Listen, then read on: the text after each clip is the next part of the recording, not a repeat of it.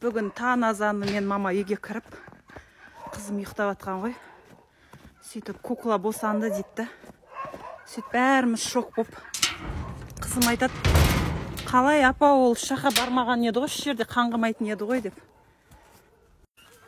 Өзі байлаулы тұрған ит қалай босанған шок болып жатырмыз. Қазір қызымнан сұраймыз. Доча, ана күшіктердің әкесі кім? Білмеймін. Оны табу керек қой. Адам деген қолымен істегенді мойнымен көтеру керек. Тауып, жау алыстан келмейді, значит, бір жақын жерден келген ол. Біреудің иті.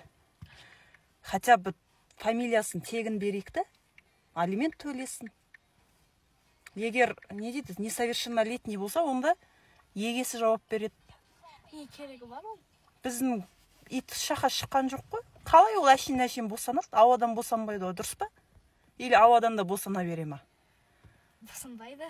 Вот, давай табайық. Анау көреміз ток-шоу бар ғой. Сояққа жазайық. Адам емес қой, мама. Пусть ДНК алсын, тапсын. Мықты шығар ол. Жауап берсін іс әрекетіне. Ничего не знаю. Сен айтасың, ол шақа қаңғымайтын еді ғой.